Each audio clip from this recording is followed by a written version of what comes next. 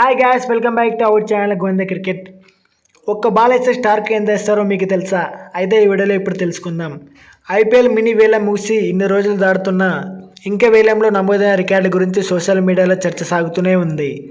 IPL చరిత్రలోనే record స్థాయిలో 24.75 కోట్లకు అమ్ముడుపోయిన Australia star bowler Mitchell Starc 20.5 కోట్లకు అమ్ముడుపోయిన ప్యాట్ కమిన్స్ గురించి అందరం మాట్లాడుకుంటున్నారు.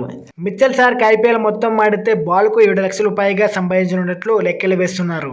అంటే ఒక్క మ్యాచ్ ఆడేందుకు స్టార్క్ 1.7 కోట్లు తీసుకున్నాడు. ఇది విన్న క్రికెట్ అభిమానులు నూరెళ్లబెడుతున్నారు.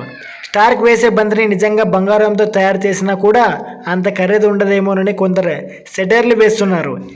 ఈ రేంజ్లో ఓవర్సీస్ ఆటగాళ్లకు కోట్లు కుమ్మరించడం సబబు కాదని మరికొందరు అభిప్రాయపడుతున్నారు. అయితే ఇటీవల కాలంలో ఓవర్సీస్ ఆటగాళ్లు చాలా తెలివిగా వ్యవహరించున్నారు. మెగా వేలం పాల్గొనకుండా మిలి వేలంలో పాల్గొంటూ కోట్లకు కోట్లు ఆర్జిస్తున్నారని క్రికెట్ విశ్లేషకులు ఆరోపిస్తున్నారు. భారత ఆటగాళ్ల కంటే ఓవర్సీస్ ఆటగాళ్లపైనే ఐపీఎల్ ఫ్రాంచైజీలు ఆధారపడుతున్నాయని, ఎంతమంది కొనుగోలు చేసిన నలుగురే తుది జట్టులో ఉండాలన్న నిబంధన ఉందన్న సంగతి ఫ్రాంచైజీలు గుర్తు చేసుకోవాలని కొందరు సూచిస్తున్నారు.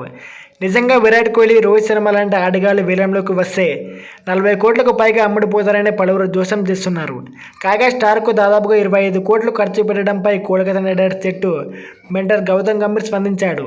కేవలం బౌలింగ్ కోసమే స్టార్క్ కోసం అంత ఖర్చు పెట్టలేదని, భారత యువ ఆటగాళ్లు మార్గనిర్దేశం చేయగల సత్తా స్టార్కు ఉందని, అతడిలో ఈ నైపుణ్యాలు ఉన్నాయి కాబట్టి మేము అంత డబ్బు కొనుగోలు చేశామని గౌతమ్ గంభీర్ అయితే అన్నాడు. చూడాలి మరి స్టార్క్ ఏ విధంగా బౌలింగ్ వేయగలడు అనేది ఐపీఎల్ 2024లో చూద్దాం.